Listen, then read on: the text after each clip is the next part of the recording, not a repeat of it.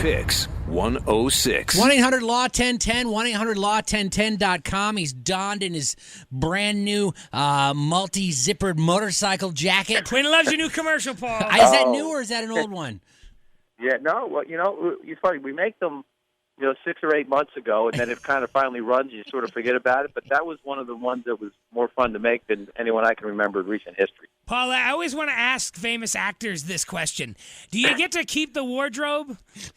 Do you have to give the jacket Like, did back? Indiana Jones get to keep the whip and the jacket and the hat? Yeah. Yeah, no. It was. I remember being a million degrees in that thing too. Let's be honest, Paul. There's no instance in your life where you would need that jacket.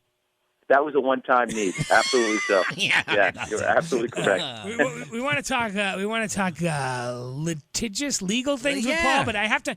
Paul, I'm upset that the Yankees open at 7:10. What happened to daytime opening baseball? Yeah, I guess they've done the math and figured out that that's going to be to try to recover some of that money for last year's down season by changing the schedule, mixing it up, have more viewers, TV time. I hate it. Tuesday nights are typically like the quietest night for television, I think. I just feel like so they're going to suck down the advertising there's dollars. not a day game today. Every game today is 6:40 and up. Not one day game today on the second day of the season. I'm upset by that. Yeah, I didn't know that, and that does seem odd. Yeah, You got season tickets this year? No. I barely can make it down a couple. All right, I figured life and kids and I figured a guy like I do watch. I watch a lot of 8-9 inning type end of the games. Yep. There you go. All right, good stuff. All right, Paul's on this morning to talk about this kid, Jesse Sawyer Jr. Yeah, the kid wanted on child porn charges in Troy, who was bagged in Florida, but not for long before he was released and then recaught. What can you tell us about how that unfolded, Paul? Yeah, it was a hot source of events here. Of course, he left Rensselaer County. Then he resurfaces down in Florida. They get a tip as to where he is. In fact, he's staying at a church, and he's been housed there for a while. They give the police down there, Pinellas, Florida, the tip. The police go there, and they start talking to him. Right. They recognize it's him. They have the identity but what they don't have is the FBI warrant. Yeah, but an hour and a half. Did they hold him longer than they should have? Or because people here think they should have held him till the warrant legally, came the through. cops can't hold an American. We're Americans. You can't hold us. No. They really held him, again, depends on the seriousness of the nature of the crime, if he had, committed murders and things. And this one is very serious. But what happens is they didn't have a warrant. So they were probably just getting cute down there, talking to him, asking him questions, where he's from, how's he doing, how do you like the church? And they were just trying to stay in his face until they were able to get this warrant. They stayed an hour and a half with him, and at that point, he starts asking questions. Because very early on, after 5 minutes, he could have said, hey, guys, right, what's, you got my ID. What are we doing here? All right, couple questions I have. Like, one, you've seen the coverage that we've done up here with the Troy police chief, right?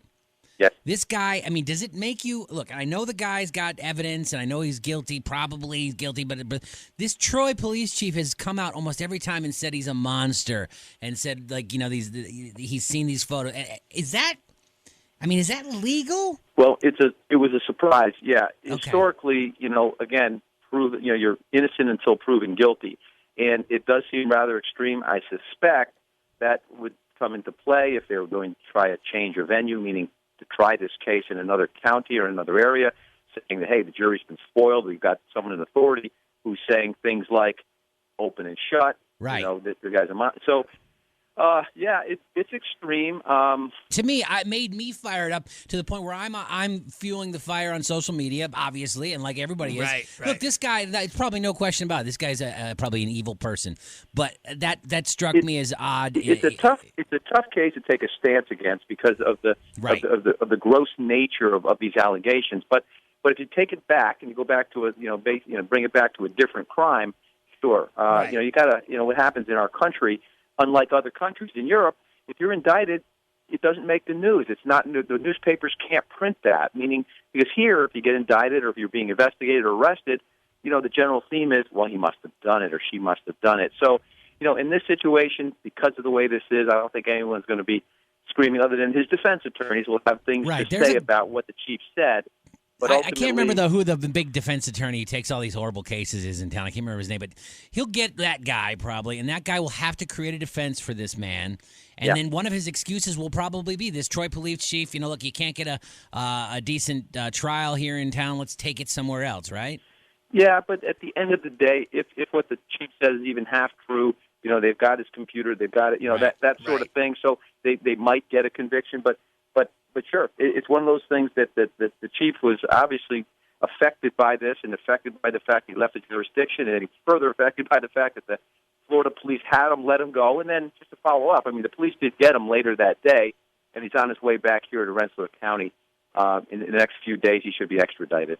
All right, it's Paul Harding from Martin Harding and Mazzotti, 1-800-LAW-1010 and 1-800-LAW-1010.com. We literally have 30 seconds left. So just to recap here, stepping back now from Friday, I think we put a lot of blame on the cops in Florida that they didn't deserve. Is that accurate, Paul? I think that's generally fair. I think that they have a policy. They probably held on to the guy just through finesse, meaning just down there chatting with him, how you enjoying Florida kind of thing. Right. So they did a better job than we thought, because the way we thought was like, first it was he escaped, and then it was like they held him for 10 minutes, and the FBI didn't call back, and they let him go. Right. That's not how it unfolded. Right. It didn't unfold that way. They did what they were supposed to do.